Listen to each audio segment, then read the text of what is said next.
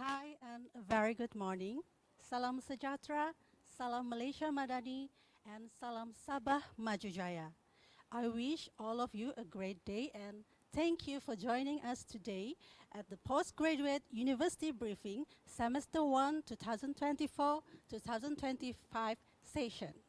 I'm Harina from the Center for Postgraduate Studies, or CPS, and I will be your host for today's program. Welcome to UMS and congratulations for becoming our students. To the international students, we welcome you to Sabah, the land below the wind. And thank you for choosing University Malaysia Sabah as your postgraduate studies destination. My dear ladies and gentlemen, for your information, this is the 9 online postgraduate briefings since MCO, and let me highlight you the agenda for today's program. We will begin with the opening remarks from our Dean of the Center for Postgraduate Studies, followed by 10 briefings, which is 5 in the morning and 5 in the afternoon. I hope you can stay in tune with us until the end of the program. Okay, so before we proceed further, please don't forget to follow, like, and subscribe UMS official FB, UMS Net, our YouTube channel, our CPS and UMSFLEC social media accounts for more updates in the future. And also, you're welcome to ask questions during the briefing and feel free to drop a question in the chat below. Our dedicated officers will try their best to answer your question, Ladies and gentlemen, once again, it is my pleasure to welcome the following special guests in this morning.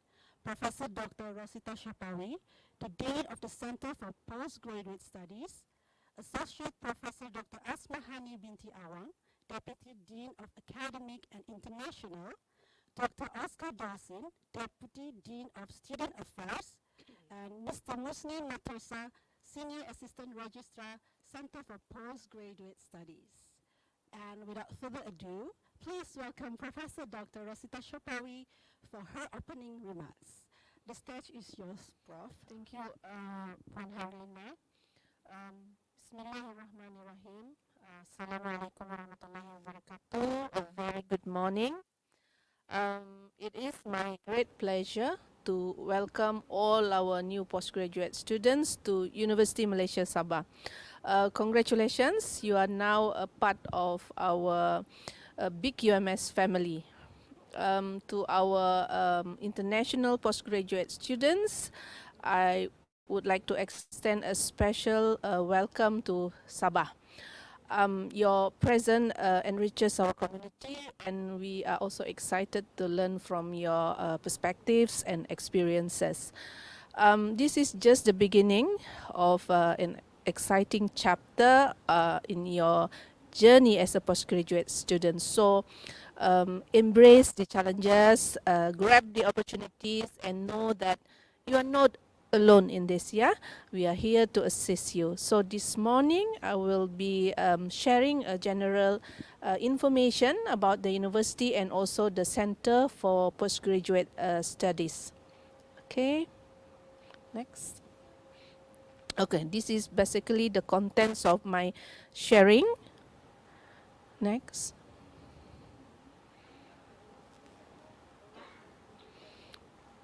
Next, please. Okay, next. Okay, UMS is the 9th public university in Malaysia, which was established on the 24th November 1994. This year, we are celebrating our 30th anniversary. Okay, at the moment, UMS has 12 faculties, 1 center, 1 academy, and 4 research institutes, which cover various areas from science and technology, medicine and health sciences, engineering, computer and informatics, agriculture. We have aquaculture and marine science, biotechnology, conservation biology, food science, tropical forestry, social science and humanities, arts and creative technology, psychology, education, Islamic studies, finance, business, accounting, and economics. Okay, next. Okay, this is our vision.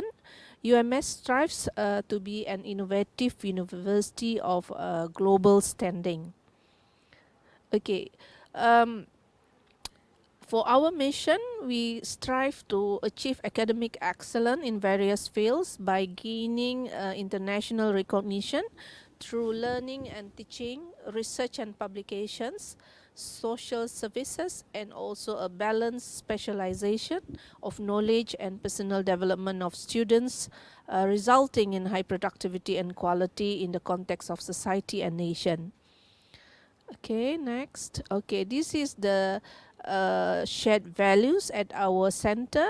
Together, we improve our performance.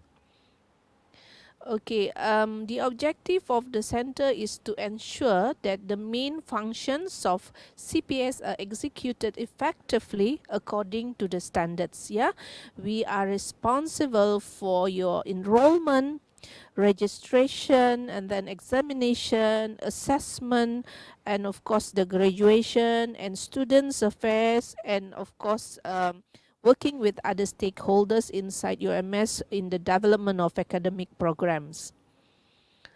Okay, at CPS, we provide a range of postgraduate programs from PhDs, masters, and also postgraduate diploma. Starting in 2019, the management of PhD, master, and postgraduate diploma programs by coursework and mixed mode are handled by UMSFLEC. Yeah, last time we call it PLUMS. Yeah. Meanwhile, CPS is only responsible to manage PhD and master programs by research. Okay. We offer a full-time program and also part-time for local student, but only full-time mode for international students. Yeah. So as I mentioned earlier on, we will be responsible for your administration. We are dealing with coordinating your study, develop, and also strengthen the postgraduate studies program. Okay, these are the roles and responsibility of CPS. We here to support the mission of the university to become a world-class center of academic and technological excellences, formulate policies pertaining to the development of graduate studies, steer the postgraduate committee, and coordinate with academic faculties to develop and enhance the quality of graduate education, maintain the integrity in graduated education practices across all the faculty center, academy and institute, cooperate with other departments of the university to ensure facilities are available and meet the requirement of the academician and social needs of graduate students. And finally, to facilitate staffs and student training sessions on graduate education aspects. Okay, next. Okay, I would like to introduce to you our CPS and UMSFLEC team. Okay, with me I have two deputy deans. Associate Professor Dr. Asmahani binti Awang is in charge of academic and internationalization. Dr. Oscar Duasin is the Deputy Dean for Student Affairs. And we have our Head of Administration, Puan Jumiati Pajakai. Okay, together with Puan Jumiati, we had the other two head of sector. We have three sectors. One is admin and financial section by Puan Jumiati. Head of sector academic is led by Musnin Matersa, and for head of students affairs section is under Herlina Jupiter. Okay, for UMSFLEC, I believe that UMSFLEC has their own slot later on. The director is Dr. Lim Tian Sang, and we have deputy director for academic is under Associate Professor Dr. Dayang Nuriza. And Madam Zalifa is the Deputy Director looking after the finance. Okay, we have several officers and supporting staff under UMSFLEC that you will be able to meet later on. We have like Normala as the administration cum academic manager, Muhammad Rajiz Khana is the marketing manager, and Shasha is the finance manager, and Nur Famiza is the appel manager. And we have like 6 other supporting staff that you will be able to meet later on. Okay, next. Okay, just sharing with you some data about our students' enrollment. Okay, as you can see here, as of this month, we have a total of 2,909 postgraduate students across master, PhD, and DPLI, the postgraduate diploma. Yeah. So around 20% of this total our international student, yeah, 571. You can see in this our majority from China, followed by Indonesia, and the 3rd place is Pakistan. These are the top 3 of origin for our postgraduate students. Okay, I'm just sharing the statistic on number of students graduated last year. Hopefully this will motivate you to complete your study as soon as possible. We have a total of 558 graduated students last year. Postgraduate diploma 143, master by research 131, master by coursework 178, and the rest are the PhD graduate graduate. Okay. Okay, this is important information about the postgraduate coordinators, but don't worry if you didn't get their names. This information are available in our website. Okay. Okay. If you're from Faculty of Psychology and Education, you should look for Professor Dr. Sofia Abdullah as your coordinator. And if you are registering under Faculty of Social Sciences and Humanities, Dr. Aishah Mary is the coordinator. And if you're from Faculty of Medicine and Health Sciences, Dr. Pranita will be able to help you. And those under Faculty of Business, Economics and Accountancy, Dr. Izianti Awang is willing to help you anytime. Yeah? Okay. For Faculty of Science and Natural Resources, we have Dr. Khadijah Ghazali. Faculty of Sustainable Agriculture in Sandakan, you have Dr. Salomia Mijin. Faculty of Food Science and Nutrition, Dr. Siti Faridah Muhammad Amin. Next. And Faculty of Computing and Informatics, we have Dr. Andrew Sotekwi. From the same faculty, we have Dr. Jekyll Chiu Vui Long. Yeah, I think this one is Kota Kinabalu base, and Dr. Andrew is in Labuan. From Faculty of Engineering, we have Professor Madia T.S. Dr. Lilian. Next. Okay, for Faculty of Tropical Forestry, Dr. Ismawati Pale. From ASTIF, or Academy of Arts and Creative Technology, we have Dr. Salbiah binti Kindoyo. Faculty of Islamic Studies, you will be able to meet Dr. Nur Hidayat Hasbullah Hajimin. For Center Language, for the promotion of, I think something wrong with this one, Center for Language, PPIB, yeah, the promotion of language and learning, you will have Associate Professor Dr. Muhammad Azri Ibrahim. Okay, next. Institute for Tropical Biology and Conservation, you have Dr. Su Chen Lin. Borneo Marine Research Institute is represented by Associate Professor Dr. Lim Leong Seng. Biotechnology Research Institute, you have Dr. Nur Atirah binti Yusuf, and Borneo Institute for Indigenous Study, you have Associate Professor Dr. Janet Stephen. And for Faculty of Business, Economics and Accountancy, under coursework and mixed mode programs, you will have different coordinators.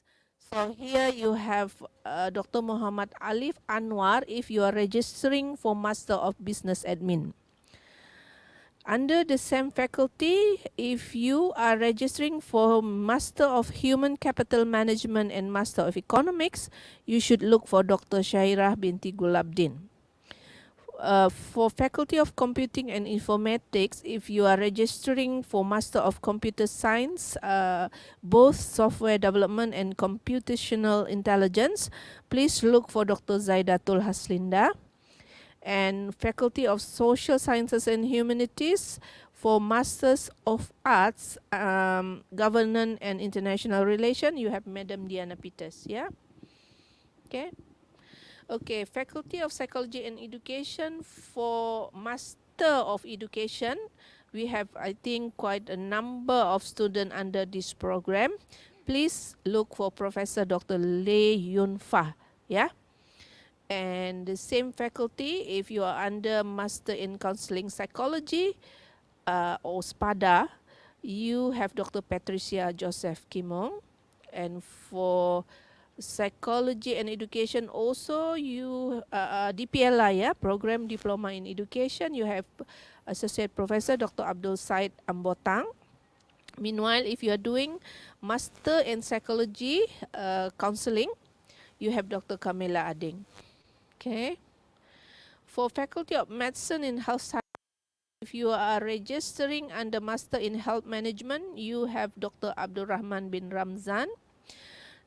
Doctor of Philosophy in Public Health, you have Associate Professor Dr. Freddie Robinson. For Master in Public Health, you have Associate Professor Dr. Richard Avoy. Master of Science Molecular Biology under the Biotechnology Research Institute, you have Dr. Yu Chi Wei. Okay, for Faculty of Food Science and Nutrition Program, Master of Science in Food Safety and Quality, you have Dr. Muhammad Nur Hisham. Faculty of Engineering, for Master of Engineering Oil and Gas, is under TS Dr. Wan Muhammad Saharizwan bin Mat Latif. And if you are under Master of Civil Engineering, you have Dr. Siti Jahara binti Matlan. Okay, that's all for the coordinators. So I will share another slides on CPS facilities. Okay. Okay, we have this auditorium hall that we are in at the moment. So this hall can accommodate up to 200 people. You can use it for conference, seminar, or workshop, or any other activities. Yeah, you just let us know if you need the hall. Okay, we have several seminar rooms that you can use. At the moment, we have 6 rooms with a movable wall, and each room able to accommodate up to 40 people, yeah? Okay, next. Okay, we also have student lounge. This is quite a big lounge that can accommodate up to 150 people at a time, that you can use for activities with, you know, like seminar, discussion, group studies, yeah? Okay. And of course, we have Viva rooms. We have 4 rooms. About 14 people can be there at a time. Okay. We also have our meeting room. Okay, next. Okay, for communication, I think I encourage you to email. Use our email, official email at pascha@ums.edu.my. And also, it is very important for you to keep or use your official UMS email address all time, because all important information, official information, anything to do with your study will be delivered to your official email. Yeah, okay. Same goes to next, please. Same goes to UMSFLEC. Yeah, they are also prefer to be contacted via their email address, but don't worry, they also have this telephone number, and all this information are available in our website. Okay. Okay, so I think that's all from me for now. So, like what our MC mentioned just now, we hope that you can stay with us until the end of the day. Thank you so much. All the best. Looking forward to see you around. Thank you so much for your kind words and for sharing such a useful information with us, Prof. Ladies and gentlemen, there will be more important briefings after this, and I hope you can give your full attention. But before we move on, let's take a 10-minute break, and I look forward to see you soon. Thank you.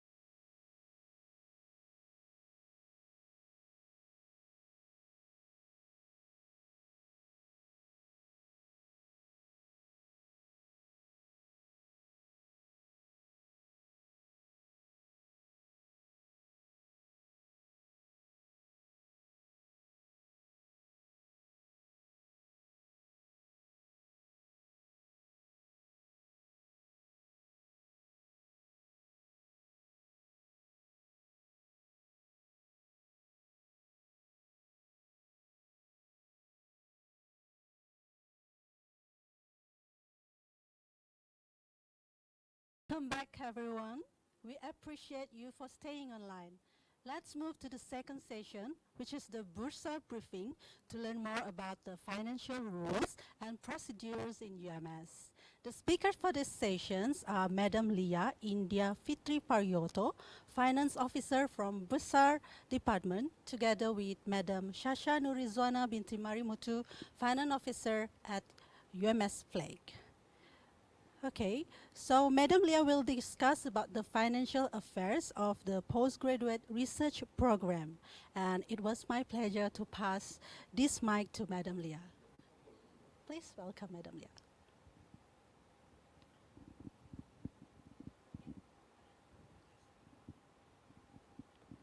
All right. Okay. Good morning, ladies and gentlemen. Welcome to UMS. My name is Leah India Fitri Paryoto. I will be presenting Bursa's Department for Student Financial Briefing this morning. Before I start the briefing, actually, we did prepare a short video. This video summarizes what you should know as a student in terms of rules and regulation, method of payment, and some other important things. Please to pay attention and enjoy the video.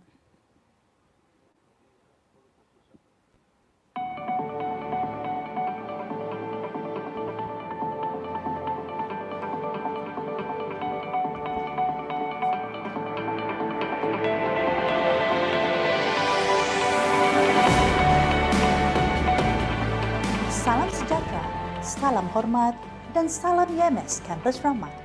Kepada semua pelajar baharu Universiti Malaysia Sabah, Jabatan Bendahari dengan berbesar hati mengalu-alukan kedatangan anda semua dan mengucapkan selamat datang ke Universiti Malaysia Sabah. Jabatan Bendahari dengan penuh sukacita ingin berkongsi tata cara pengurusan kewangan pelajar di UMS untuk rujukan para pelajar. Tak kenal maka tak cinta. Dengan ini diperkenalkan Bendahari Universiti Malaysia Sabah serta para pegawai yang bertanggungjawab menguruskan kewangan pelajar.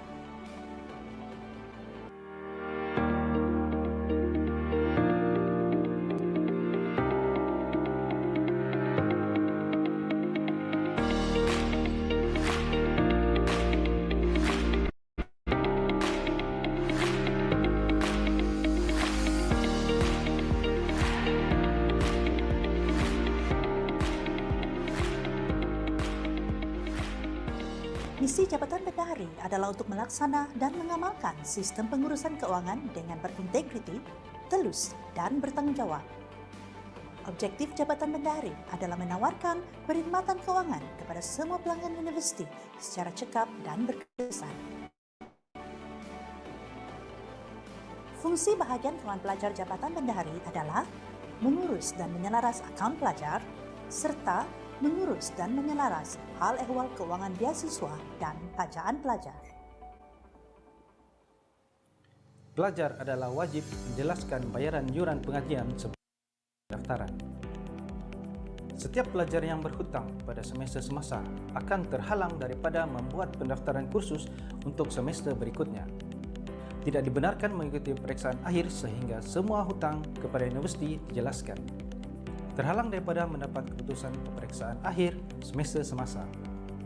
Tidak dibenarkan mengikuti sidang convocation yang mana scroll dan transkrip pelajar akan ditahan sehingga semua hutang kepada universiti dijelaskan.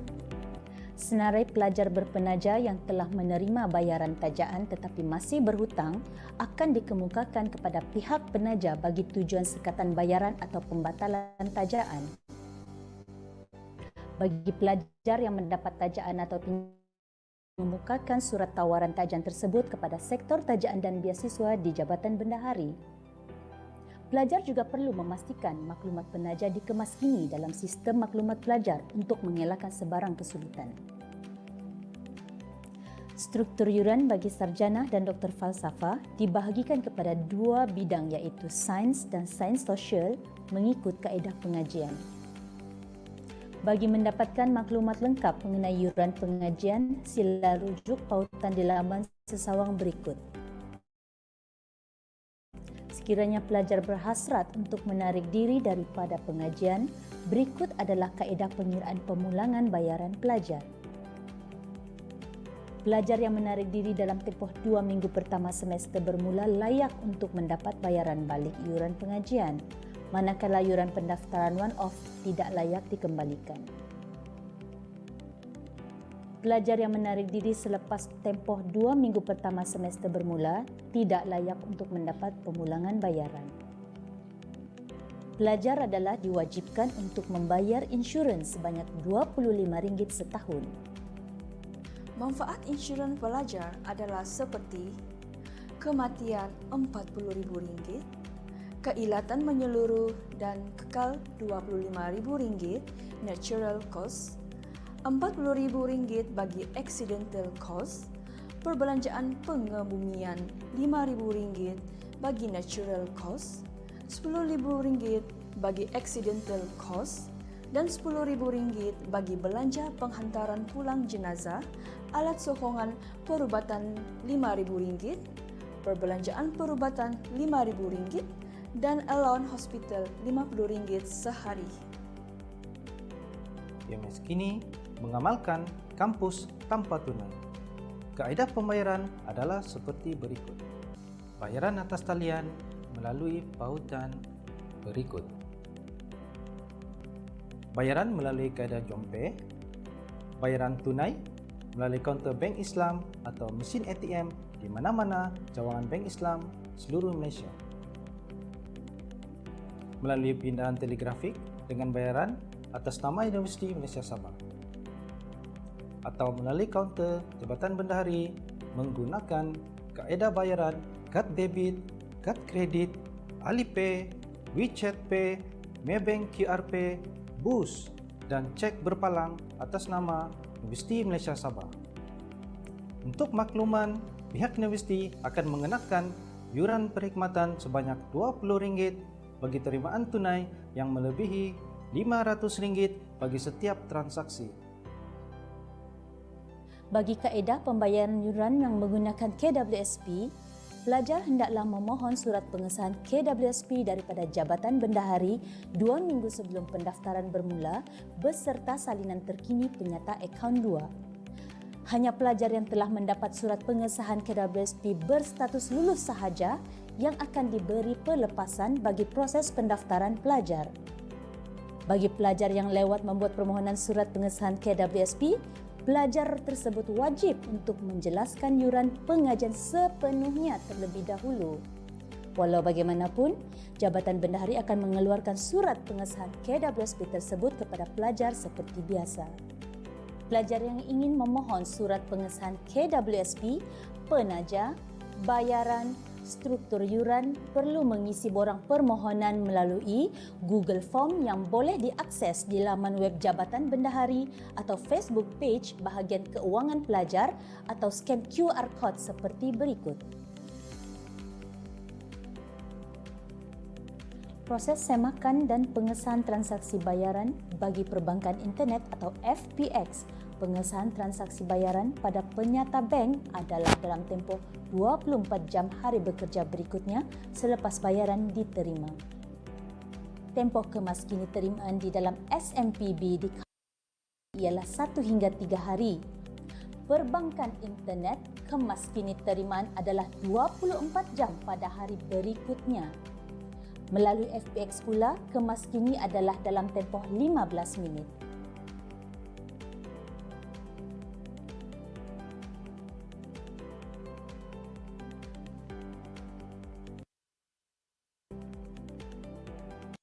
Bila saya sudah membuat pembayaran, adakah bermaksud saya sudah mendaftar? Tidak.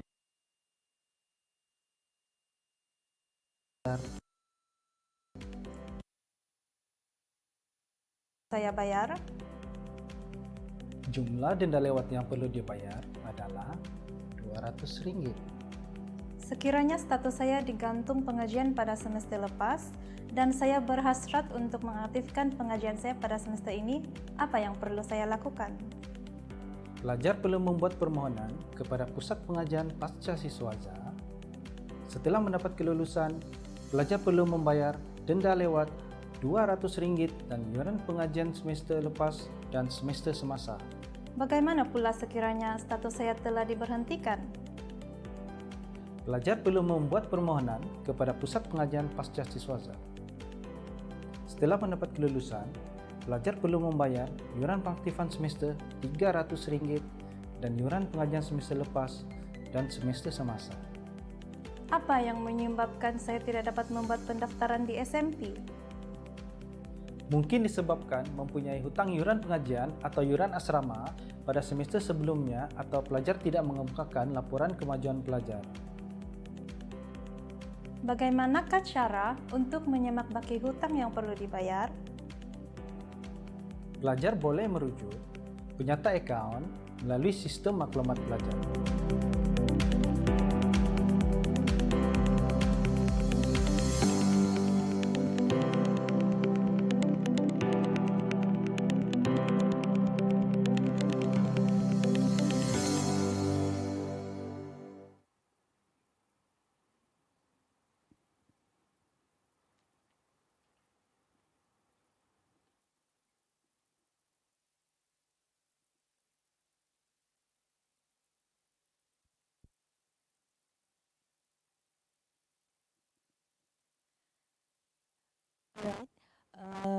In UMS, there is two type method of studies, which is research and coursework.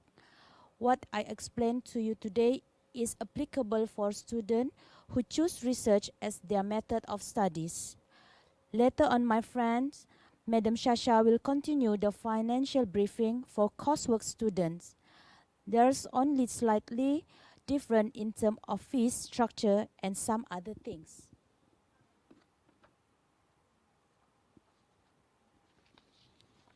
Student for details tuition fee, you can refer from Postgraduate website, as you can see the link from the slide. I will explain a little bit about UMS structures fees.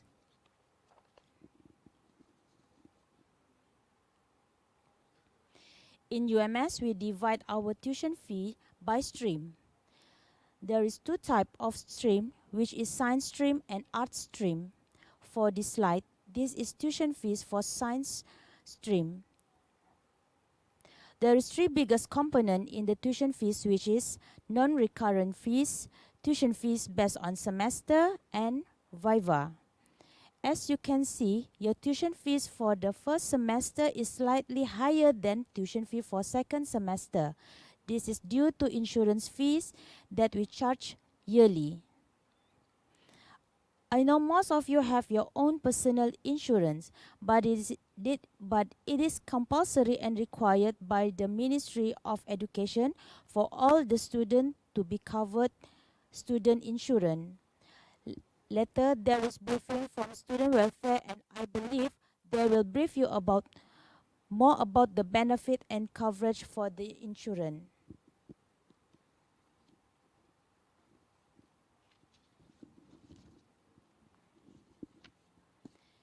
And this is a structure fees for art stream. The same explanation for the art stream, where there is a three biggest component in the tuition fees, which is non-recurrent fees, tuition fees based on semester, and viva. And the different fees rate between first semester and second semester is due to students' insurance.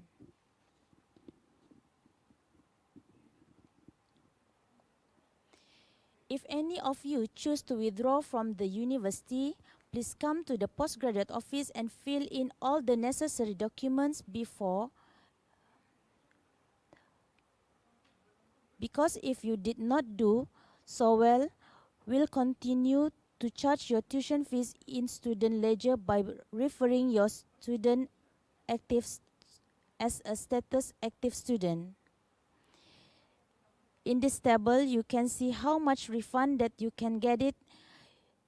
You withdraw your studies within allowable period for withdrawal, which is if you process your withdrawal within 2 weeks after the semester begin, you only can get refund from the component of tuition fees, but for non-concurrent fee, it will be fully forfeited.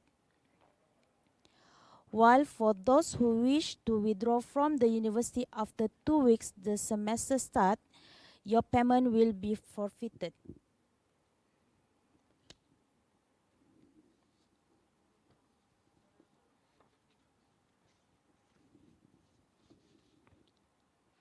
All students must pay tuition fee in full at the beginning of every semester.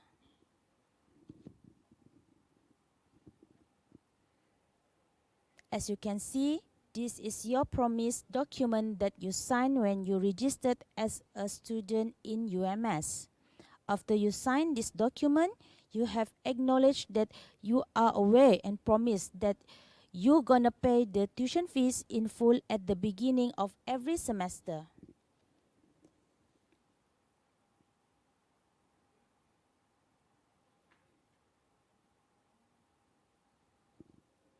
Students with outstanding fees will be barred from accessing the course registration process for upcoming semester. Second, printing the examination slip. Third, getting the final examination result. Fourth, attending the convocation. Scroll and transcript will be held back by the university until all the outstanding tuition fees are settled. And fifth, the student's name will be entered into CITOS system. As you all know, CITOS screening is part of the process if you want to apply any loan in the future.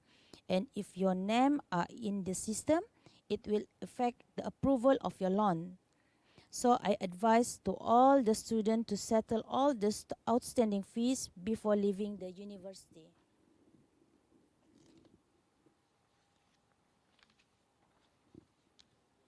Sponsor students that have received their sponsorship but not yet settled their outstanding fee will be reported to their respective sponsor, and they will be facing risk having their sponsorship in being cancelled.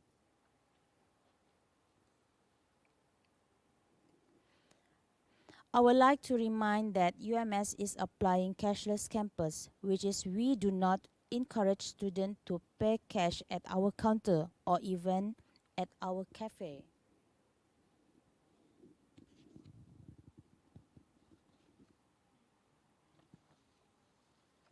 We have variety type of cashless payment methods such as FPX, JomPay, CDM or bank counter for Bank Islam, credit card, Boost, Alipay, and so on.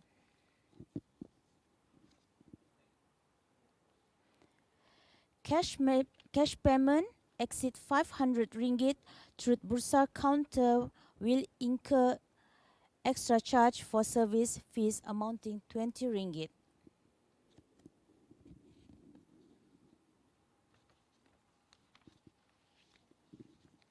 Students must submit their scholarship, sponsorship, loans or offer letter to Bursa's department.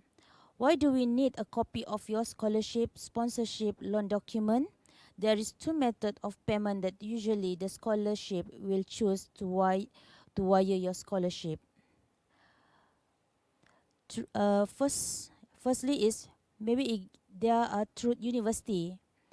If your scholarship choose this method, Then every semester, Bursars department have to issue an invoice to demand the payment for your scholarship. If you did not submit to us your agreement with your sponsor, that's how we want to issue an invoice to them, because we do not know that you are being sponsored by them. Second, sponsor paid directly to student bank account. We will treat this student as unsponsored student. Please update the scholarship, sponsorship, loans details in SMP and ensure all information are valid. For those students that using their personal EPF to finance their studies, confirmation letter can be request from the Bursar Department official website or from the Bahagian Keuangan Pelajar Facebook QR code. All application will be processed within 5 working days.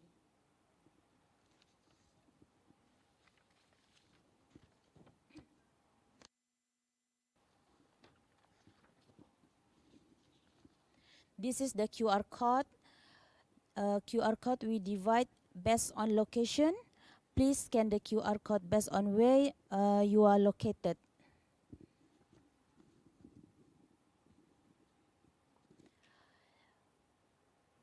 For those students that make a late applicant are required to pay the student fee in full, and after that you can request for confirmation of payment for your claim back to your EPF. Nonetheless, EPF authorization letter will be prepared, but student may only be allowed to register once the full payment being met.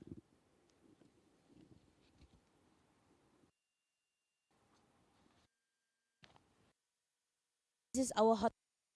Feel free as shown on the screen if there are any question during office hour, or you can submit any question at the address listed. Before I end my session, I will appreciate if you can give feedback to improve the quality of our service through fill out the customer satisfaction survey questionnaire by scanning the display QR code. Thank you.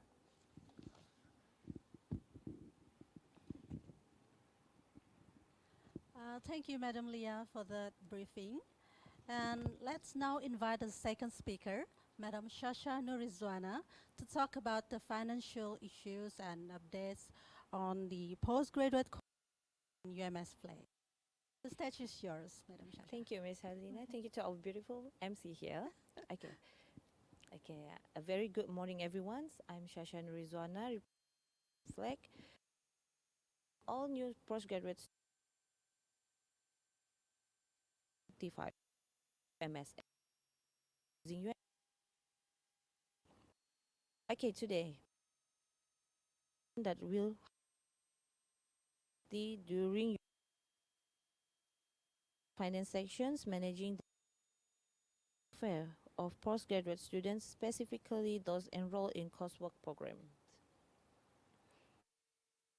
I will briefly explain related to tuition fee payments options and resources to support your financial. Okay. As you can see from the slide, registration fees, these must be settled before you can complete your registrations using the online portal or e-daftar. It's essential to ensure that your registration fee are paid on time to avoid any delays in your course enrollment.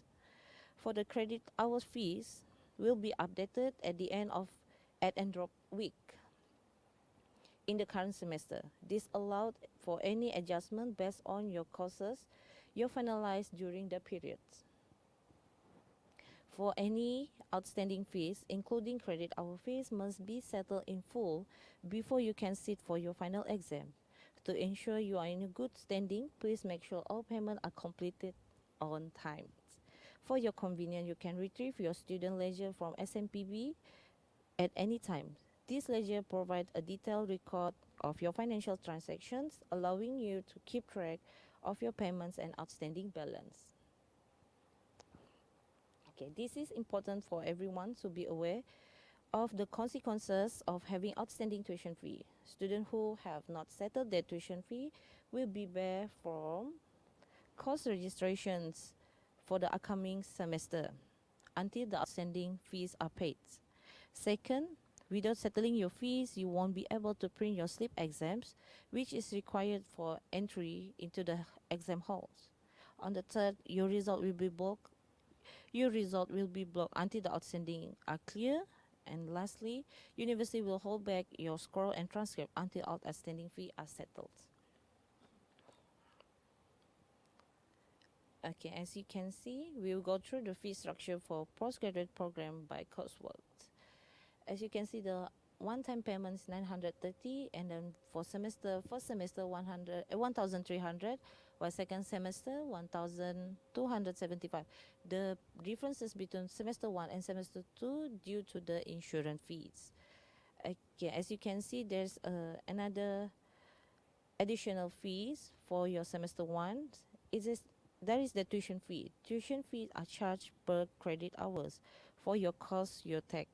The total amount will depend on the number of credit hours you are registered for in a given semester.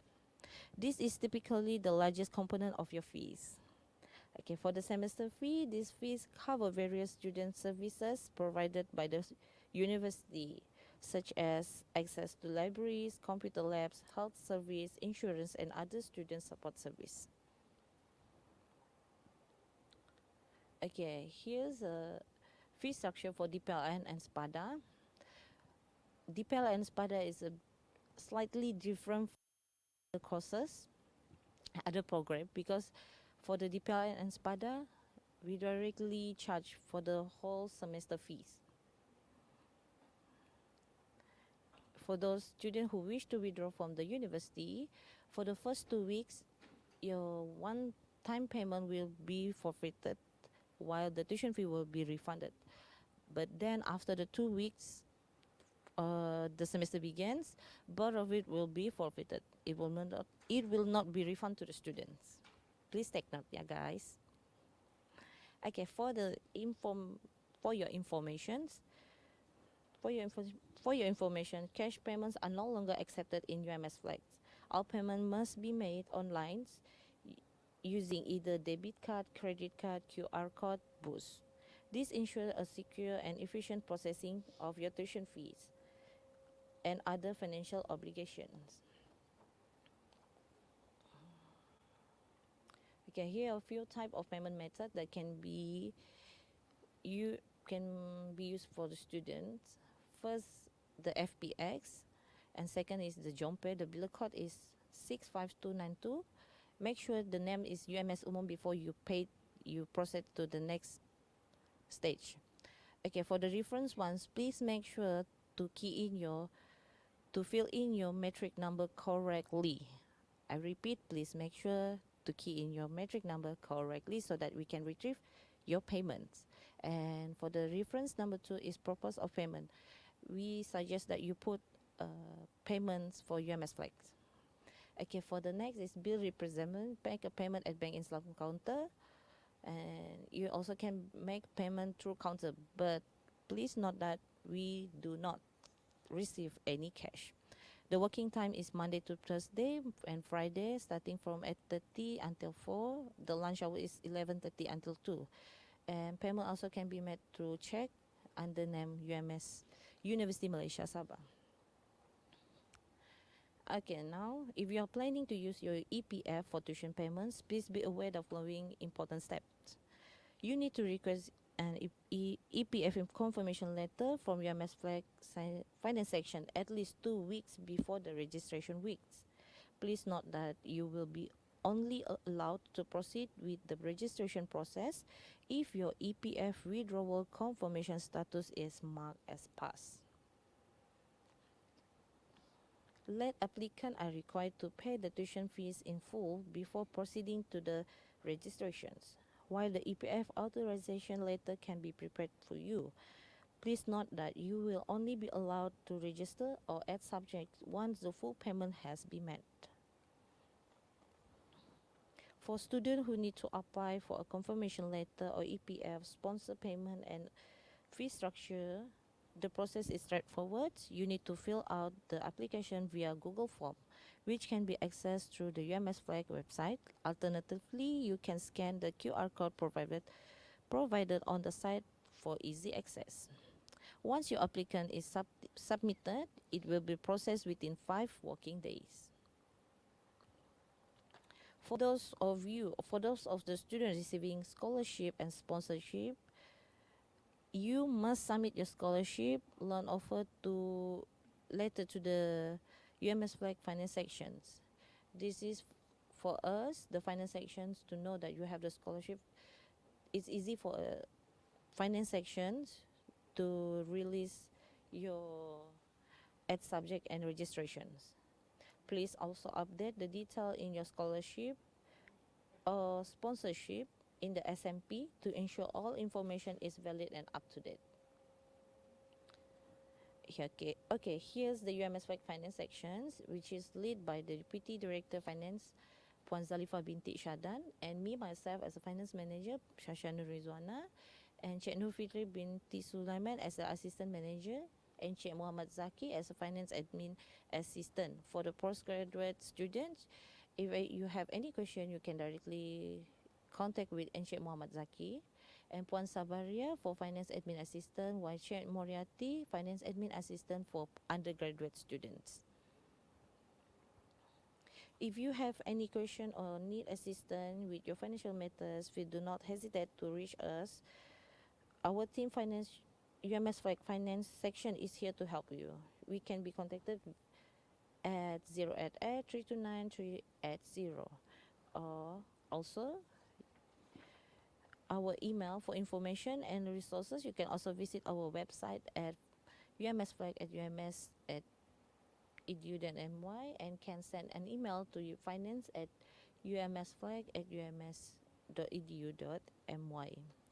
We are committed to provide you with the support you need to manage your finance effectively throughout your time here. We strongly advise you to ensure that all payments are made on time to avoid any disruption on your academic process. Our finance team is available to assist with any payment-related concern you might have. We are here to help, so please do not hesitate to ask. Once again, welcome to AMS and thank you. Thank you, Madam Sasha, for those valuable details that she shared with us. So, ladies and gentlemen, before we move on to the next briefing, let's take another 5 minutes, and I'll see you next. See ya.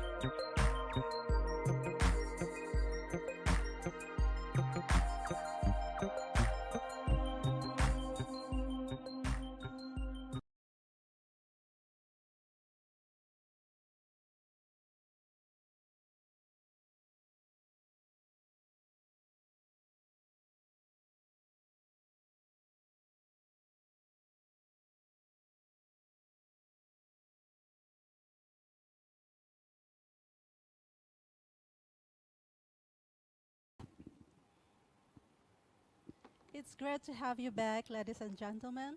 Thank you for staying in line. Our Deputy Dean, Academic and International Center for Postgraduate Studies, CPS, will present the procedures and rules for postgraduate programs at UMS. Let's invite Associate Professor Dr. Asmahani to her briefing. Please welcome. Thank you, Madam Herlina. Assalamualaikum and very good morning to everyone. My name is Asmahani from the Center for Postgraduate Studies. So today I will share with you about the rules for postgraduate programs. We are waiting for the slide. Give us a few minutes for the slide to appear on the display. Okay, my sharing session this morning is about procedures and rules for postgraduate programs. I'm sure that all of you want to know what is the rules and procedure that need to be followed throughout your study. So please be with me. This is the overview of my sharing session. It consists of around 15 sections, but don't worry, I try to summarize it so that you don't have to listen to my very long sharing session this morning. So this is the first sections about the registration and payment. I'm sure that all of you already know about our CPS building, the operational from Monday to Friday. And also for the information, we can be found from the Telegram and also the other platform such as FB and also Instagram. So this is the procedure for the registration. As you know, our registration usually will be held in February and August every year. So I'm sure that all of you already completed the registration process. I think last Saturday, most of you come. The right one shows the academic calendar. This is very important for you to know about the research activities, about that you need to complete it throughout your study. For example, you need to fill up your student progress report every semester. So that's why you need to know what is the duration for you to do the research activities. For example, research activities will be performed for around 23 weeks. And also this academic calendar shows what is the specific date for you to take the research methodology course, because of the research methodology course will be conducted at center and another 12 weeks will be conducted at faculty level. This is the communication platform between CPS and student. As I told you before, we can be found from CPS FB official, CPS Telegram official, and also CPS WhatsApp official. If you click to our CPS website, you can see there. You can see that a lot of information can be gathered. For example, important dates about the research activities, registration guidelines, direct offer information, and so on. This is information about registration and payment. There are specific conditions that need to be fulfilled for registration in the subsequent semester. The first one is that the candidature is within and does not exceed the maximum duration of study. Maybe some of you don't know what is the maximum duration of study, what is the minimum duration of study. Later on, I will show you the table that will summarize the minimum and maximum duration of study. The second condition is all outstanding tuition fees have been settled, and the student has completed the online student progress report and endorsed by the supervisor or main supervisor. As I told you before, from the previous slide, there is a specific date for you to fulfill your online student progress report. If you did not fill your online student progress report, it will affect your registration in the next semester. Okay, so you need to always remember that as a student, you need to do your research activity, and after the online student progress report, and then your supervisor will endorse your report in the system. There should be a continuous communication between you and your supervisor in order to complete the online student progress report. The next section is about tuition fees. Students shall pay the fees and register every semester within 2 weeks from the registration date of each semester. Students with outstanding fees will be suspended in the following semester, and students that are registered late until the 4th week of the semester need to pay a penalty with amount of 200 ringgit Malaysia. And for students who do not register after the 4th week of the semester, then the student shall be given the status of suspension of candidature. And for students who do not register for 2 consecutive semesters, then the student shall be terminated from their studies. How you want to know that you are active students or inactive students? You just log on to your SMPB system, and then you check from your account, then you can see that you are inactive or inactive students. After this, if you have time, then you log on to SMPB and you look at the system, what is the status over there. Okay, the next section is about method of study. So my sharing session this morning is about research mode. So method of study can be divided into 2 types, which is Master and Doctor of Philosophy. I'm sure some of you already registered for Fast Track for this semester. And new information for you, for those who are registered for Master degree, you still have opportunity to convert your master to PhD. However, there is a specific condition that need to be fulfilled. Within 2 semesters, you need to become,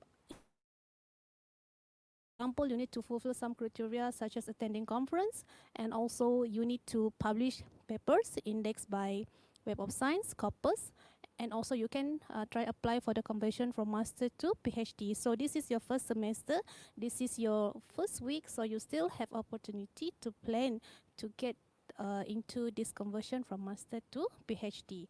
This is the guideline. If you're interested to know more about the conversion from master to PhD, then you can download this guideline, and you can see what is the criteria, what is the evaluation that should be performed at faculty level in order for you to be eligible to convert from master to PhD. The next section is about type of registration. So we have 2 types of study, full-time and part-time. And this is the next section about duration of study. If you look at this slide, shows the table, but I'm not sure the line is missing there. But however, I will try to explain to you. So the first one is about permitted duration of study. So we have full-time and part-time, and also we have minimum and maximum. I will take example for master. Okay, so for master full-time, minimum 2 semester and maximum 6 semester. Okay, however, if you are unable to complete your study within the 6th semester, then you still can apply for extension 2 semester. So means that you have 6 plus 2, you have X semester to complete your study. I hope you understand. Okay, the other things about the part-time, you just look at the right side. For example, master part-time, they have minimum 4 semester and maximum X semester. And if the students cannot complete their study within this time duration, then they can apply for extension, maximum 4 semester. So X semester plus 4 semester, you have around 2 semester. Okay, the next section is about change the type of registration. Okay, you can apply change the type of registration through the dean or director of the faculty or center or academy or institute for approval, and then faculty will notify the dean of CPS to change the type of registration from full-time to part-time or vice versa. However, this application can only be submitted once throughout the study, and then the approval is subject to the remaining maximum period of candidature. I think I should let you know that international students cannot convert their type of registration from full-time to part-time. They can only be registered in full-time mode. Okay, and before you change your type of registration from full-time to part-time, you need to think about the application. For example, if you want to change from full-time to part-time or part-time to full-time, it will affect your duration of study. For example, for PhD students, for full-time, you have 12 semester. Part-time, you have 18 semester.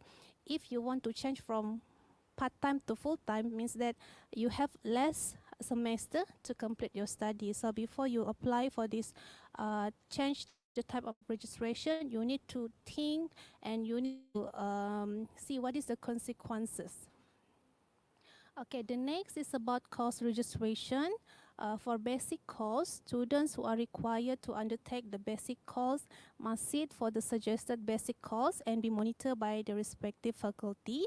And I'm sure that most all of you already register for this subject, which is research methodology course with a code of MP12303, and this research methodology course must be completed in the first year of study. There are two types of evaluation for this research methodology course. The first one, proposal report, and the second one, proposal oral presentation. If you fail for this course, then you have to register again, you have to attend the class, and you have to take the evaluation process. Means that you need to repeat all the process. So I think that you understand what is the consequences. So you need to try to do your best in order to pass this research methodology course. So registration can be done through the SMPB system. You just need to click the button that shows the subject code of MP12303. Next section is about fees. It is compulsory for students to pay all related fees for each semester, and all fees must be paid during registration. For the refund process, you need to look at the time, the specific time for you to get the refund. Basically, most of the fees will be expired for the first 2 weeks of semester, and after 2 weeks of semester, only the course fees can be refunded if you submit your application in the first 2 weeks of semester. This is the brochure method of payment for local students and international students. If you have any problems regarding the payment, you can always contact with the bursary office. The next section is important. It is about the proposal defense. I think this is the new informations for the new intake students. So this is the elements in proposal defense that you should know. Your proposal defense should consist of few elements, which is research title, research objectives, literature and methodology that consists of theory and instruments. So this is the timeline for proposal defense into two cluster, a science cluster and social cluster, and also you need to look at the type of registration. For example, if you are PhD students in science cluster, full-time students, then you need to do your proposal defense within 2 semesters. Okay, if you want to do your proposal defense in first semester, then it's okay, but you need to discuss with your supervisor if you already have the necessary documents, if you already know what is the procedure at faculty level. Okay, for master students, full-time, science cluster, you need to do the proposal defense within 2 semesters. And for social science students, you need to do your proposal defense within 4 semesters. Maybe some of you are thinking, if I am unable to follow this timeline for proposal defense, what will happen to me, right? So the answer is that you still can apply for extension, maximum 1 semester, okay, according to this table. However, if you are unable to do the proposal defense even after the extension for 1 semester, then you will be terminated from the study. So this is the new criteria. I hope that you can remember these things, because this is very important for you to do your proposal defense at faculty level according to the specific time of duration as shown in this table. The next section is about thesis or dissertation. So students shall write a thesis following the UMS thesis or dissertation submission and writing guidelines 2018, amendment 2021. And students shall not resubmit his or her thesis derived from his candidature at another university. And it is very important when you write your thesis, you should always thinking about how to avoid the plagiarism.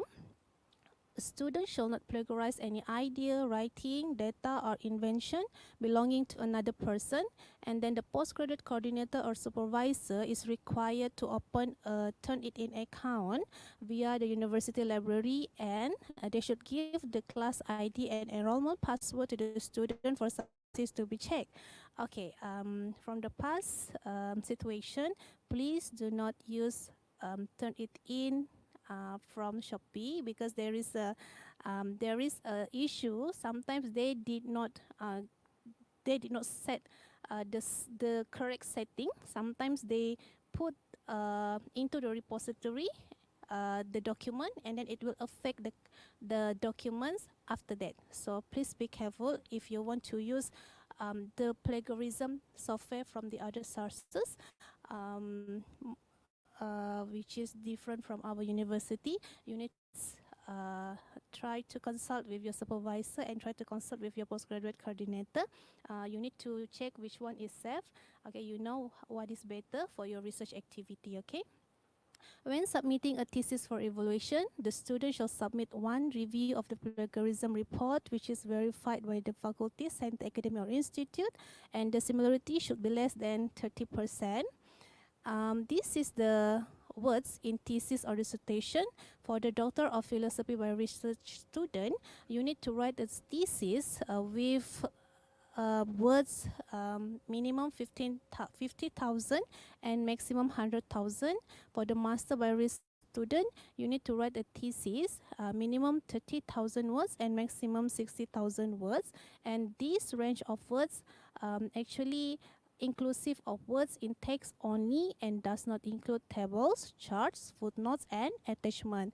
For those who want to know further about the thesis writing, even though you are in your first semester, however, maybe some of you want to know about the thesis writing, you can go to this website to know further about the format. The next section is about notice of thesis submission.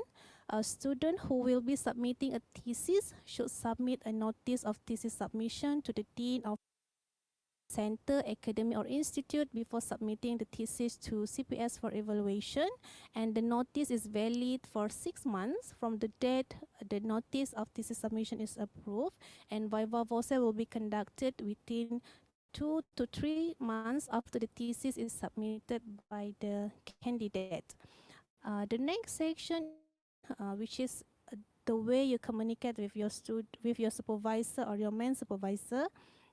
There shall be a frequent and regular contact between the supervisor or co-supervisor and then the students. And the supervisor and the student shall be jointly responsible for initiating the meetings.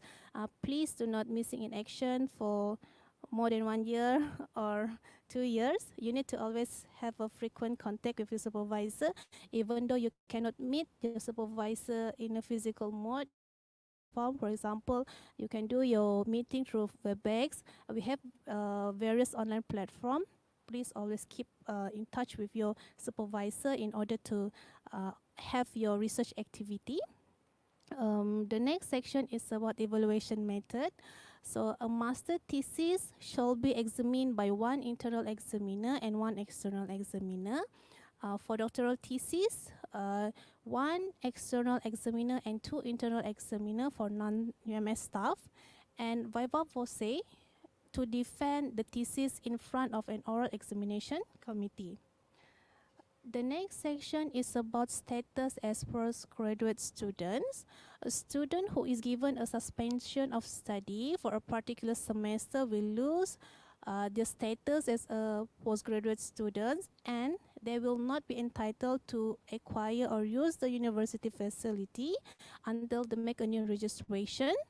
And also the students who does not register for one long semester without written permission from the university, then his or her study will be suspended and he or she will lose her status as a student. And for a student who does not register for 2 long semesters in a row without written permission concern from the university, then the students will be terminated from their study. Okay, this is the next section, condition for conferment of degree.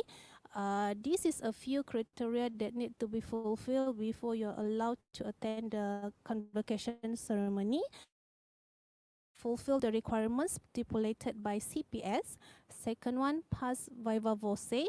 The third one, submitted digital copy thesis. The fourth one, settle all fees and liability to the university.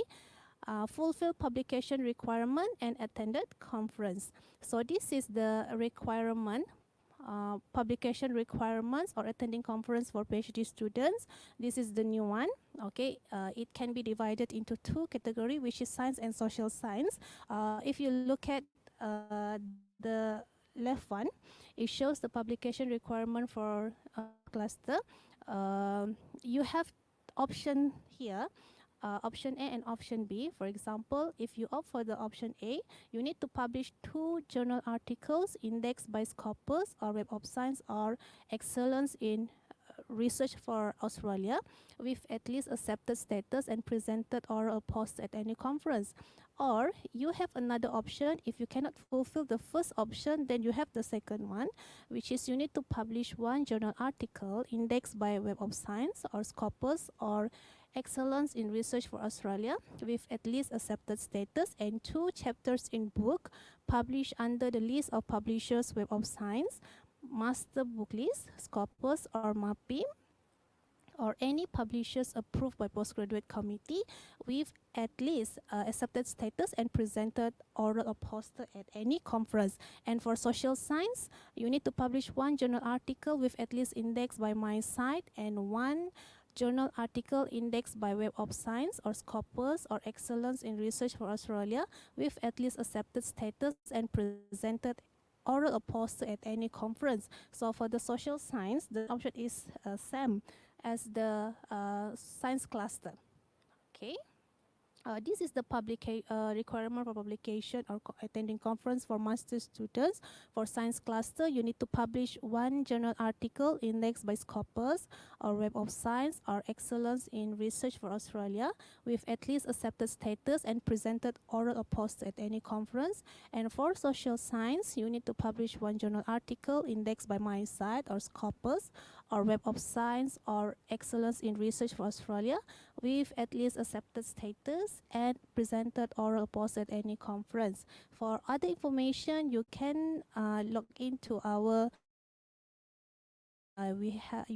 you can see our link there, and this is our guideline, Postgraduate Studies Rule 2015, Amendment number 2, 2021. At this postgraduate study, because for today I just summarize a few sections. This postgraduate studies rule encompasses all of the important information that will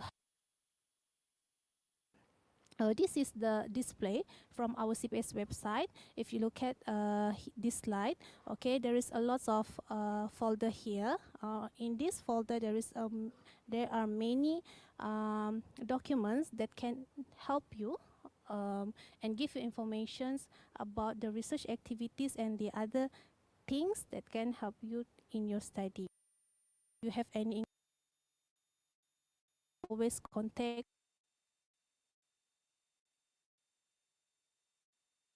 and also come to our counter and talk with our.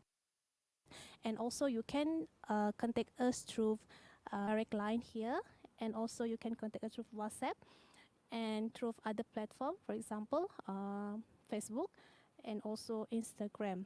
Okay, I think I will pass this session to our moderator, Madam Harlina. Thank you. Thank you so much, Dr. Asmahani, for her briefing. And she have been summarized all the important UMS postgraduate rules and procedures very well. So thank you so much, Doctor, again. Yeah. Ladies and gentlemen, as preparation for our next briefing, let's take another break to regain our attention. So thank you, and we'll be right back.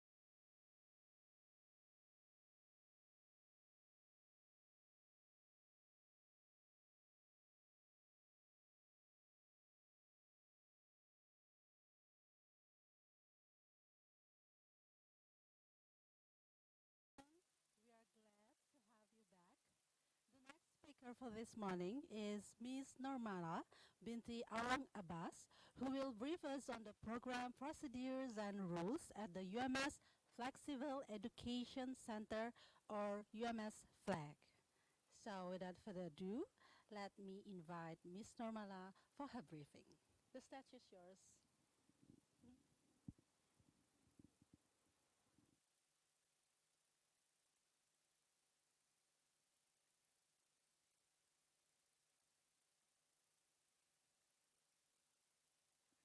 Thank you, our Assalamualaikum to all students. My name is Normala and I'm representing our Deputy Dean, Dr. Dayang Noriza Awang Zulkifli.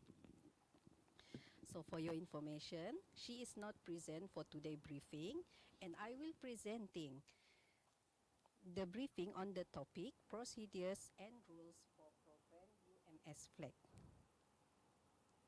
Okay, can you show the slide?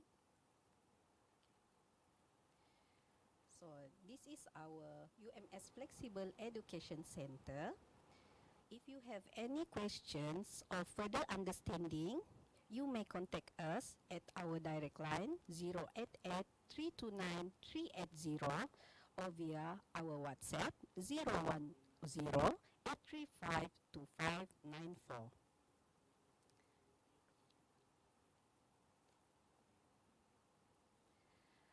Okay, first I will be introducing our academic team member. The academic section is led by our Deputy Director. At the left side, Dr. Dayang Noriza Awang Zulkifli. Okay. At the right side of the slide is myself, Miss Normala, the Assistant Registrar, following by two Assistant Administrative Officer, Mr. Eldon Maisonje Binjon and Mr. Husin Najawi, and also our Assistant IT Officer, Mr. Absan Farizwan Abidin. So Mr. Eldon manage the registration and application for undergrad, diploma, and postgraduate students. And he is assisted by Mr. Han Muhammad Farid Kushairi, our only administrative assistant. He is handling matters related to postgraduate studies. For Mr. Hussein, he is managing student admission and student affairs, especially the student welfare. And last but not least, Mr. Absan, responsible for managing any matters related to study modes and also system, which is SMPB system used by the students.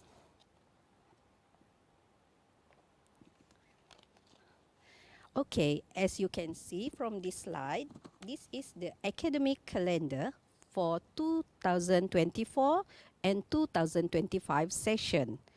So this calendar was provided during the new registration students. So I believe that our secretariat has explained to each student the important dates in this calendar. So please take note, students must register their program courses within 2 weeks period from 19 August to 1st September 2024.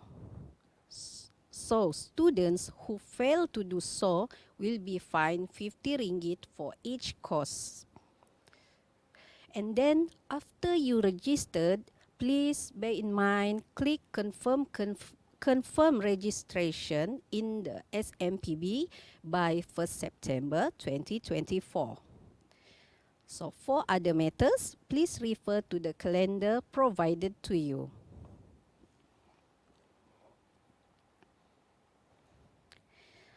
Okay, next, as stated in the slide, the duration of study. For full-time postgraduate diploma, the minimum study period is 2 semesters and maximum 4 semesters. For part-time postgrad diploma, minimum study period is 3 semesters and maximum 6 semesters. And then for master degree, full-time, duration of study is minimum 2 semesters until 6 semesters. Whereas for part-time student, master degree, minimum semesters is 4 and maximum semester is 8. And then full-time student for doctoral degree, the minimum semester is 6 and maximum semester is 10. And part-time doctoral degree, minimum study period is 8 semesters, maximum is 12 semesters. So, failure to complete studies will result student being terminated. So, means student must complete their studies within the period of study, which is the duration of study. So, next for credit hours per semester,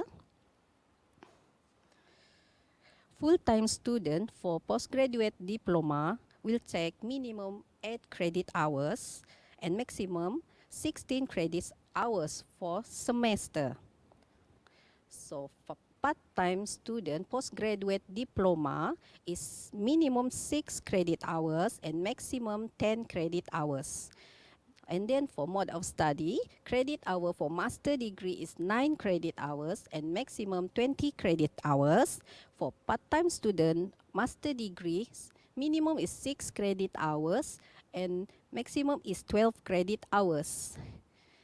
Next is doctoral degree for mode of study, which is the credit hours per semester is minimum 10 credit hours and maximum 20 credit hours. For part-time student, doctoral degree, 8 credit hours and maximum 14 credit hours. So overall, postgraduate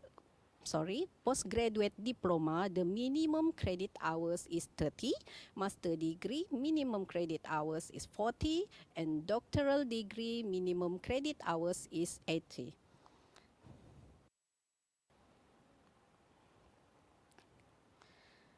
So this one is for audit courses. audit courses are prerequisite for students enrolling Master in Psychology Counseling and Psychology Counseling Drug Abuse Program, which we call as SPADA. So this is not for FPP students in Master in Education, only for the Psychology Counseling student. So this audit courses is mandatory for student that is not from psychology or counseling degree background.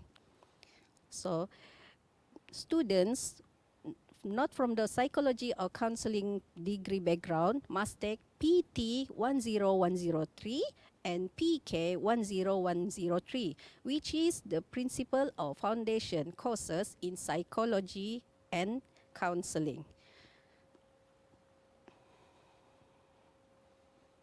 Okay, for course registration, as I mentioned earlier from the earlier slide, the academic calendar, I will revise again. This is compulsory for students to register their semester within 2 weeks from the registration date, starting from 19 August until 1st September. So students who fail to do so means that the students still not registered, after 2 weeks, they must pay 50 ringgit for each course.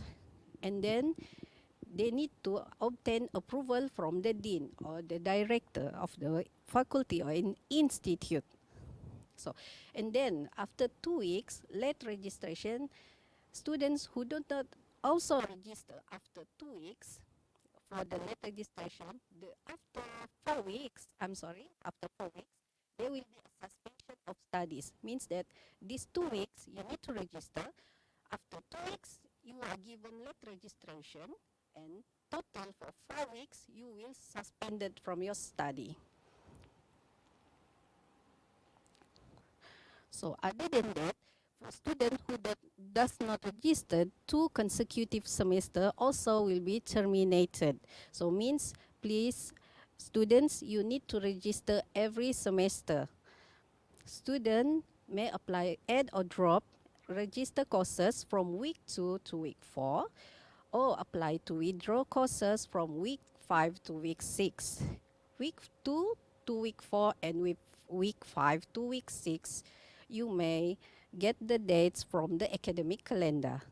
And withdraw from study, please bear in mind, students, fees will not be refunded for such cases.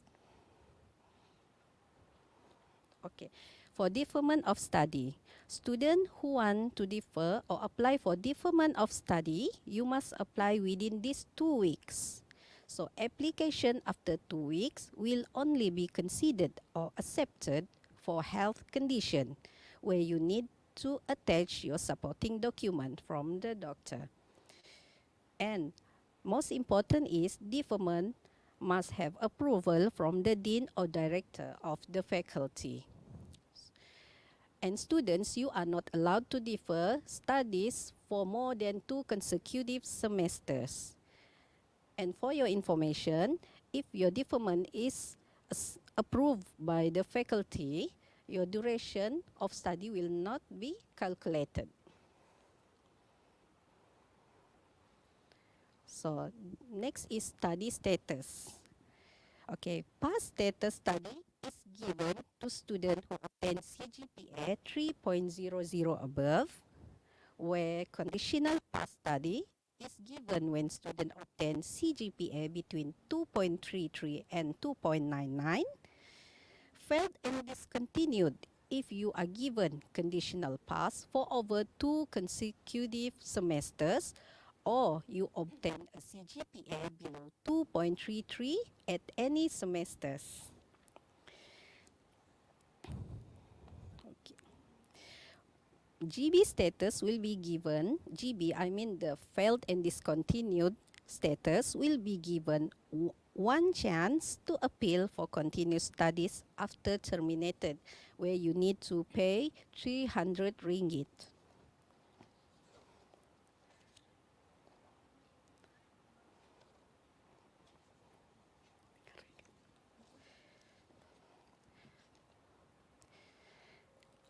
Okay, that's all from me. Thank you. Is there any question? Please let us know.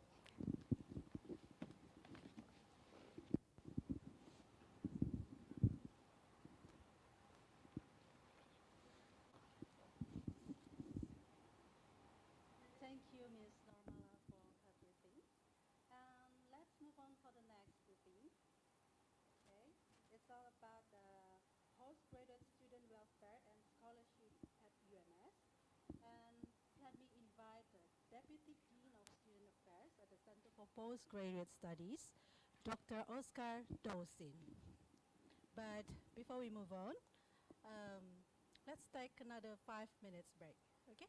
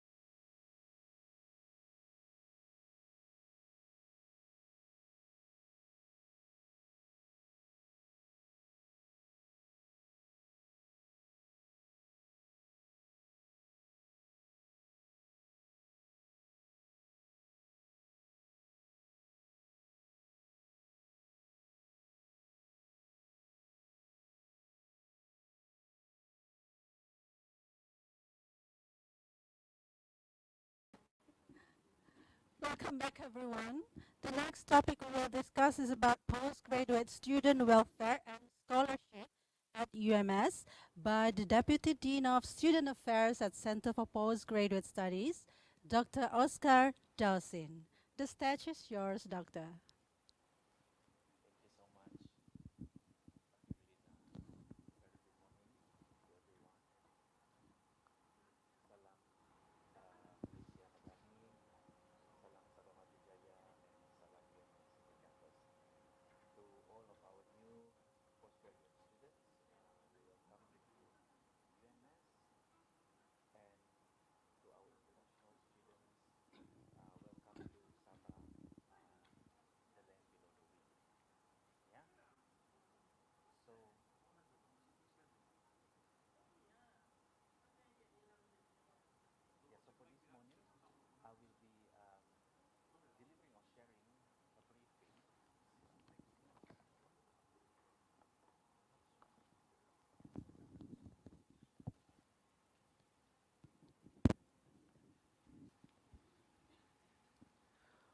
Okay, so I hope you guys can hear me.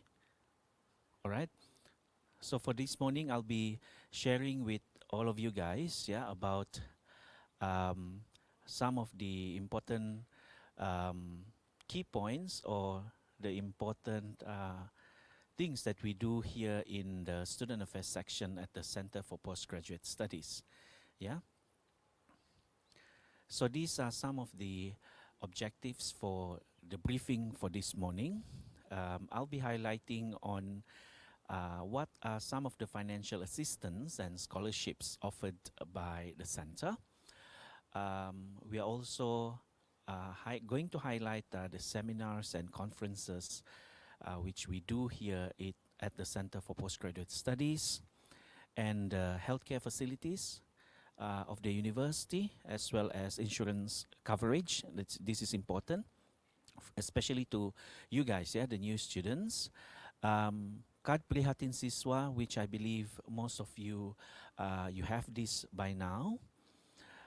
I will also be highlighting some of the rules and regulations which you required to follow for your studies, besides highlighting some of our key activities, such as the Majlis Anugerah Pasca Siswaza or the Postgraduate Award Ceremony, several activities related to academic and non-academic, the 3 minutes thesis competition. This is an annual competition, and also our Postgraduate Student Association. So to start with, who we are at the HGP section or the Student Affairs section. So in this section, we are consist with only 3 person, 3 staffs at HGP or the Student Affairs section.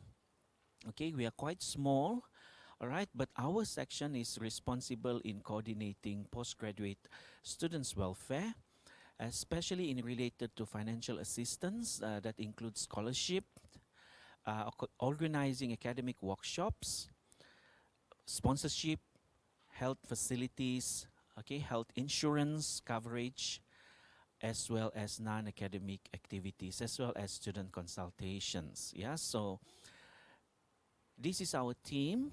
We are led by the Dean of the Center for Postgraduate Studies, Professor Dr. Rosita Shapawi. We are also assisted by the Deputy Dean of Academic and International, Associate Professor Dr. Asmahani Awang. And I am the person in charge for the section. My name is Oscar Dosin. And I was also the head of section, Madam Herlina Jupiter, and our Operation and Administration Officer, Madam Nora Fadzila Rosli. So this is our section or our unit, led by the Dean of the Center. Now let's look into the first one. This might be an interest to all of you guys here this morning, our new postgraduate students, in relation to financial assistance or scholarship. So in the University Malaysia Sabah, in UMS, we offered this postgraduate assistance scheme. There are 2 types of this scheme. The first one is for the local students. We call this the SPP scheme, or the teaching assistant scheme. In order for you to qualify for this scheme, you must be a Malaysian citizen, and you must enroll your master degree here in UMS, and in order for you to apply for this teaching assistant scheme, you must be either in semester 1 or semester 2 only. For our PhD students, again, you must register as a full-time student, and you are eligible to apply during your first 3 semester. Either in the first semester, second semester, or the third semester. And the second postgraduate assistance scheme which we have here at the center, we offer, is for our international students.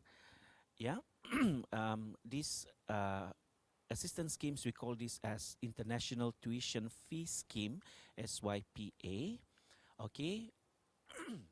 And this scheme is especially for our international students. The other requirements are the same. You must enroll as a full-time student. If you are doing your master's at the moment, you're eligible to apply in your first or second semester, whereas for PhD, either during your first, second, or your third semester. So for an example, like last semester, yeah, we opened this postgraduate assistance scheme up until the 15th of March this year. Yeah, so we do have quite a lot, I mean, huge number of application. But of course, okay, there are several requirements and criterias which we use to filter, yeah, the most qualified candidates, yeah, to receive or to be awarded by this postgraduate assistance scheme. Yeah. So how do you apply? Okay, you can go to your My SBP in the Sistem Maklumat Pelajar and you can just apply online. But for this semester, you have to wait until I think mid-September, okay, for this application to be open. Yeah, and one of the main condition or the main requirement is you must um, have passed your proposal defense examination. That is one of the prerequisite of this scholarship, yeah, offered by UMS.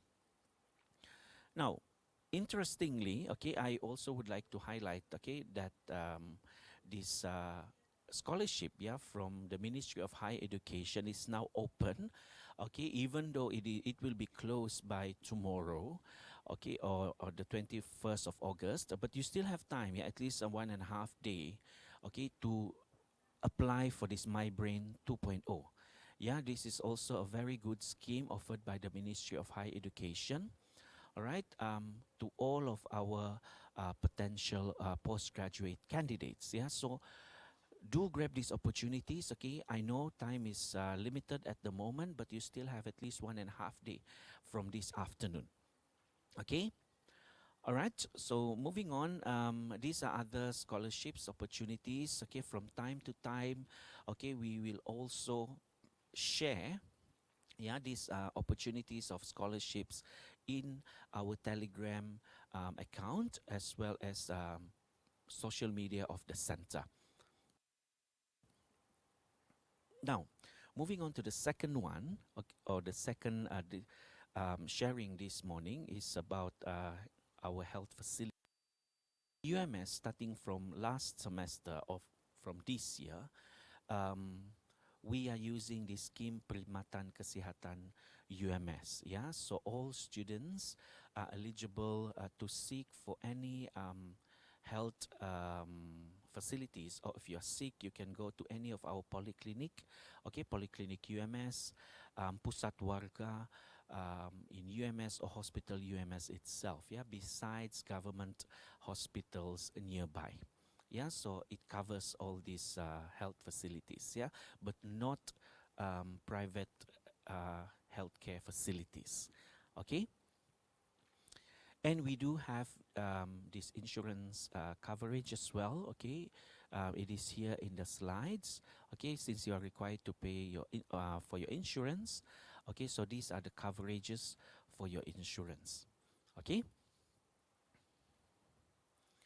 And as I mentioned earlier, okay, to our new students, I hope that you guys have this card Prihatin Siswa by now. Okay, this is very beneficial for you guys, okay, because it gives you a lot of benefits, yeah, and the benefits are highlighted here. Okay, so it is actually been incorporated in your in your metric card, okay.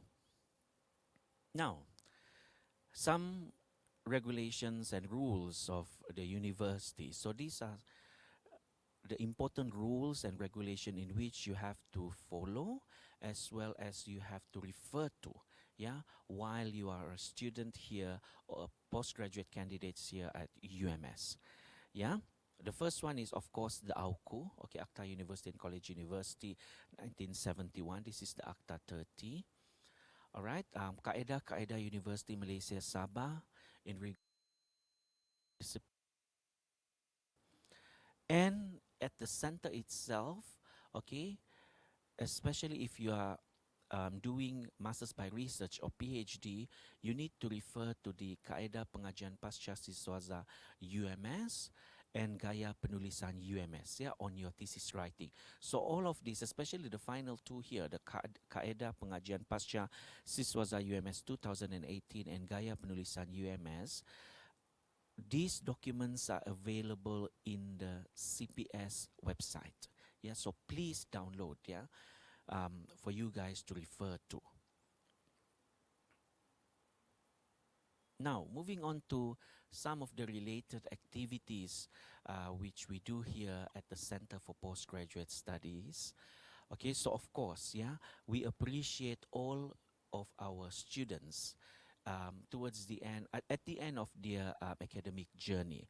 So one of the initiatives by the center is to hold or to host this postgraduate awards ceremony or Majlis Anugerah Pasca Siswaza. This is held, okay, this Majlis Anugerah Pasca Siswaza is held annually, yeah, to appreciate and also to give award to our excellent PhD and Masters by Research graduates, yeah. So some of the awards which were being given last year, back in 2023 include, the first one is Anugerah Aspirasi Pasca Siswaza, if you can graduate on time. So for full-time masters, okay, if you are able to graduate within 4th semester, and for PhD within 8th semester, there is a chance, yeah, for you to be nominated for this award, yeah. The second award is Thesis Terbaik or Best Thesis from Science as well as Social Science or Arts for both Masters and PhD as well. The third one is Best Student or Pelajar Terbaik Program Kerja Khusus. So meaning to say for kerja khusus is for coursework, yeah. Either you are doing MBA, DPLI, or MHCM, Master in Economics, okay, you are eligible as well. Yeah, and finally, or the fourth one is Best Student Overall, yeah, for both Masters and PhD. Now, in the Center for Postgraduate Studies, especially at our Student Affairs Unit, we do conduct several academic and non-academic activities here as well. Yeah, so these are some of the examples in which we have activities which we have conducted over the past few months and in the past year as well. So recently we have hosted Professor Dr. Hiram Ting for our postgraduate research seminar series, which was held back in July. Okay, and also last year we hosted as well Associate Professor Dr. Azazi in one of our seminar series as well. So this seminar series, okay, will be conducted from time to time. Okay, if there is a postgraduate research seminar series, we will share this news in our Telegram as well as in our social media.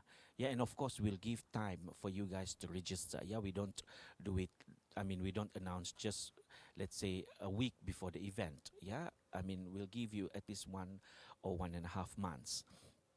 Yeah, other than that, okay, for non-academic activities, okay, we do, I mean, last year, okay, we have this zombie run, okay, which was held by our Postgraduate Student Association. We do have study visits, okay, CSR with communities, etc., yeah, which I will show it to you guys later. And one of our main one of the main highlight of the section is the 3 minutes thesis competition. Again, it is held annually. Okay, so this year, when we announce, this 3 minutes thesis competition, this is the first time in which we offer prize cash money, to the winners, So at UMS, okay, we offer first prize 1,000 ringgit, second prize 500, third prize 300 ringgit. So open to the sciences and the social sciences. We have winners represented the and very grateful that our representative, Dr. Rafida Razali, now a doctor, won the as well as the People Choice Award. Yeah, of science, technology, the national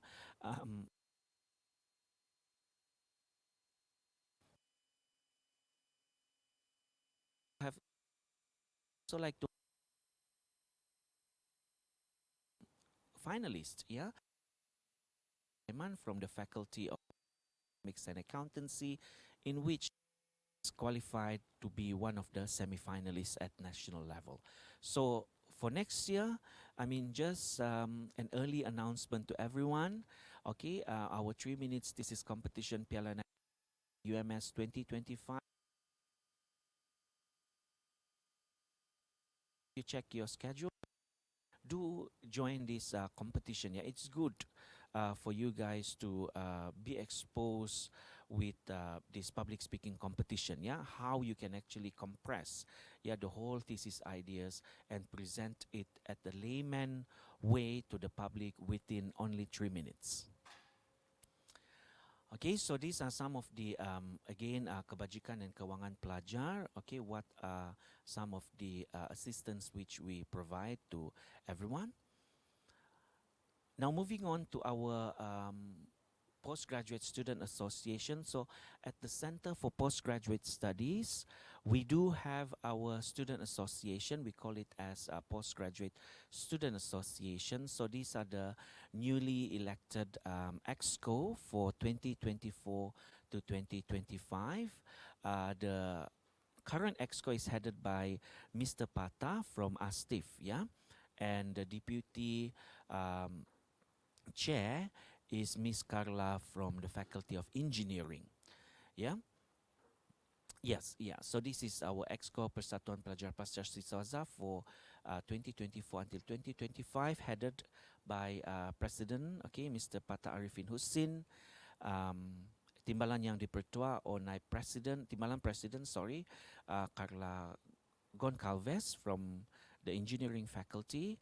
Setiausaha Agung Nur Atira Muhammad Hassan from FSSA, Bendahari Kehormat Mr. Alif Muazzam bin Lumin from the Faculty of Business Economics and Accountancy. Yeah, and these are the EXCO's members. Okay, we have Miss Xiao Xiu Yun for Academic Latihan dan Antarabangsa, Miss Floris Njima for EXCO Kebajikan dan Sosial. There is still a vacancy here for collaboration and corporate comms. Okay, kolaborasi dan komunikasi. Miss Xiao Zhu Jing is the head for the EXCO Keusahawanan dan Pembangunan Pelajar. For EXCO Media dan Publicity, Miss Nur Atira Muhammad Hassan. EXCO Sukan dan Rekreasi, Mr. Wasimuddin Abdul Wahid. EXCO Kesukarelawan dan Khidmat Masyarakat, Miss Rima Abdul Rahman. And EXCO Kebudayaan dan Warisan is headed by Miss Patricia Jipo of ASTIF. Yeah, so these are some of the activities which I mentioned earlier. Okay, I mean our section, the section of student affairs at the Center for Postgraduate Studies, we work closely with our Postgraduate Student Association in conducting these activities. Yeah, so we do have CSR. Last year we have this zombie run, and even during the pandemic, our PSA helped university in giving assistance in giving vaccine. Yeah, and one of our PSA member, Miss Carla Goncalves, is actually one of the most successful and excellent PhD candidate in the university. Last year she won the Pidato Antarabangsa Bahasa Melayu Piala Perdana Menteri. Yeah, so we hope, again, this is an opportunity for me to invite all of our new postgraduate students and candidates to join this Postgraduate Student Association. If you are interested, you can actually contact us at the Student Affairs section. All right? Now, this is again one of our initiative this year at the unit. Okay, so we will be conducting this Borneo International Postgraduate Symposium at UMS 2024. This is an inaugural symposium, yeah, for postgraduate studies for this year. Okay, the first time we are doing this. It will be held from the 16th until the 18th of October here at Auditorium. So if you are interested, please join us as at least maybe as a poster presenter or at least an online presenter. Yeah, 150 ringgit for this participation. But if you are keen or you are interested in presenting, let's say, your proposal, you can join as the research paper presenter. The fee is only 300 ringgit. Yeah, and actually here at the center, we for this year we are giving a reimbursement, yeah, for this conference fee to students. Yeah, so the important dates is highlighted here as well. I mean, sorry, the important dates are highlighted in this poster as well, and this announcement is available in the CPS Telegram as well. Yeah, but we are yet to, I mean, this call for papers is yet to be updated. Our keynote speakers has confirmed we have 2 keynote speakers, and selected papers will be published in 1 Scopus journal and 3 MySite journals as well, selected papers, yeah? All right, so once this call for papers poster being updated, we will re-announce to everyone. Yeah, so please join us for this Borneo International Postgraduate Symposium at UMS, yeah? And before I end my session, I reckon, okay, I would like to invite you guys to join us, yeah, in Telegram, okay, at CPS UMS, because this is one of the communication tool that we use at the center to communicate with our current students. And we also have social medias, okay, Facebook account as well as Instagram account, so you can refer to the social medias. And of course, yeah, please always refer to the website as well, yeah, because the website is always being updated. Yeah, so this is how you're going to contact us. If you have any issues, if you want to ask us about the symposium this October, just send us an email, okay, shepa.pascha@ums.edu.my. All right, we have, I leave our sections phone number here as well, okay, for you guys to give us a call at any time, yeah, not during lunchtime lah, but I mean, yeah, at any time they want. Okay, I guess that's it. Thank you so much. Yeah, and all the best with your studies, yeah, guys. Thank you so much, Dr. Oscar. The briefing was very useful and helpful. So yeah, ladies and gentlemen, we are going to have a lunch break, and the next session will start at 1:45 p.m. So we'll be right back and see you later. Thank you so much.